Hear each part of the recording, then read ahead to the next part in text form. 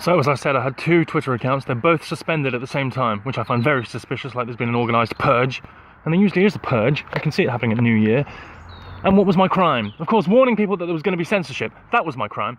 I shouldn't have done that. That was naughty. Warning people they were going to take away free speech. That's the problem. And then when they take away the free speech, it's not me that's vindicated, it's me that's bad. Bad me. And I should have been virtue signalling with the Remainers and the people that like Hillary and hate President Trump. You know, I would have been fine then. If I was virtue signalling, if I grew up and actually supported the enemy media that isn't telling me about the ideology that's killing my people, but it tells you if it's the ideology that's responsible. If, say, foreign nationals get attacked or something, or driven into by a car, they will home in on every one of their nationalities and say it was a white person, he was far right, that was the ideology that caused the violence, right? But when it's an Allahu Akbar attack, God is great, ooh, blah, blah, killing for Islam, it's nothing to do with Islam. It's always ruled as nothing to do with Islam. The media is actually implicit. The media is involved in our genocide because it's not letting us know the ideology that is killing us. It's hiding and protecting the people that are killing us and the ideology of the people that are killing us, because their ideology is the one that funds this country, Saudi Arabia. And I don't know what I'm going to be able to get away with anymore. Telling the truth has now become a crime. It's a revolutionary act. Not allowed to do it on Twitter. I refuse to use Twitter now, to be honest, because it's no fun. I don't like being trapped in a gulag. I'm being bullied. You start a new account, the first thing they do is lock your account, and then you have to put your number in, and then the first thing that happens is your account is suspended. I mean, it's not user-friendly. They're not welcoming new people at all.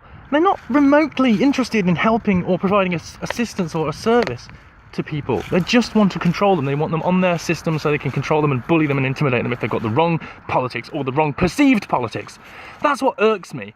They're trying to, they're actually just banning people, shadow banning and suspending based on other people's reports of whether someone's got the wrong politics as perceived by them. Well, of course I've got the wrong politics. I don't like white genocide. Of course I've got the wrong politics. I don't like globalism. I don't like what it's done to the country or the world. I don't like outsourcing jobs. I don't like importing terrorism. I don't like creating a slum society and neoliberal policies that have created Portland and San Francisco and now Paris, etc. All these shithole capitals of the world, which were used to be gleaming examples in the West. Gleaming successes in the West are now failures. They're crippling slum pits. And the West has fallen. And now the internet's falling. That's what's happening this year. That's what we've got to look forward to. More corporatism, more collectivism, more censorship, more conspiracy, more people fighting each other, more division, possibly a civil war. Yeah, great, I'm really looking forward to it. I'm really looking forward to you losing the internet on January the 22nd, having already lost many facets of it right now. I don't even want to be on these digital gulags if they're going to be, as I said before, so totalitarian and so draconian in their execution. And the fact that they just bully people when they know they've done nothing wrong. They don't even just bully you, they suspend your account. I've had 2 accounts at the same time suspended for no reason, and it's just affected my brain. I feel like my brain is in a digital prison now. That is how I got so much information. That's how we get so much instantaneous information from Twitter. It feels like you're connected to society, even if you're not.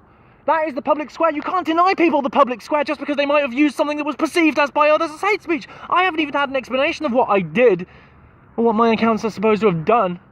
You don't get explanations. You don't need them. They just say nebulous definitions, and that's enough for them. They don't need to qualify it. They don't need to quantify it.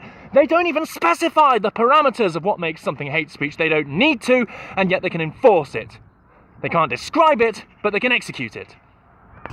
We're in Dr. Richard Day's New World Order. It was predicted in the 60s. It was outlined, and they said that there was going to be a highly controlled society where you can't even buy things because you might have used hate speech online one time or something, and suddenly your card won't work, and suddenly all the things that you're linked to won't work because they're all basically part of the same government corporation, all linked to each other, like PayPal, like Patreon, like Subscribestar, like everything now. There are no individual corporations controlling their own personal companies. They're all government conspirators. They're all basically...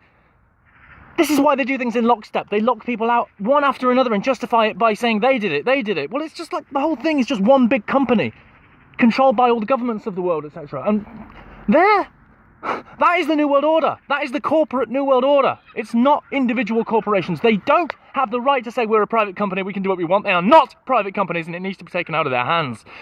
Otherwise, humanity will be taken off the planet, replaced by robots, replaced by whoever's going to replace us. No one cares because civilization is crashing down right now. All the warning signs have been given, but people chose not to listen. Do you really want to stay here?